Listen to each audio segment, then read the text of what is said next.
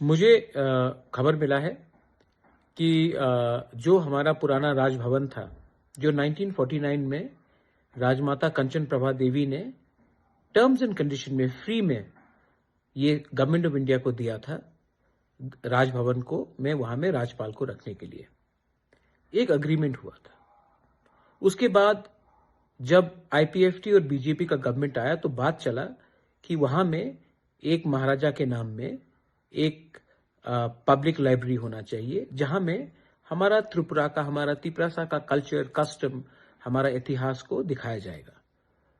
लेकिन अब मुझे खबर मिल रहा है कि वहां में ये जो पुराना राजभवन है, वहां में बिना किसी से कंसल्ट करके, बिना हमारा सेंटिमेंट, सिर्फ मेरा फैमिली का नहीं, हमारे लोगों का, हमारा स्टेट का कल्चर का सेंटिमेंट को कंसल्ट करके वहां में एक 5 स्टार होटल बनाया जाएगा। सब चीज पैसे के लिए नहीं हो सकता है, सब चीज प्रॉफिट के लिए नहीं हो सकता है। आज अगरतला में हमारे नाम में, तिपरासा महाराजा के नाम में, हमारे त्रिपुरा के कल्चर के बारे में क्या बचा है, और आज जो भी बचा है हमारा इतिहास, उसको भी आप प्रॉफिट मेकिंग के लिए आप बिना हम लोग से बात करके आप यहां में 5 स्टार होटल बना रहे हो। आई कंप्लीटली अपोज इट, और मैं गवर्नमेंट को बोल रहा हूं कि please rethink on this decision, क्योंकि वरना हमें रास्ते में निकलना पड़ेगा और हमें अपोज करना पड़ेगा।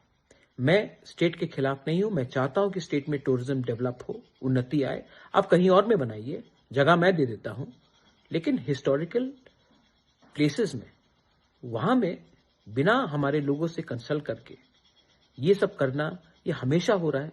ये पहले भी हुआ, हमारे ऐतिहासिक जगह का नाम को बदल दिया गया, उनके स्टेटस को बदल दिया गया।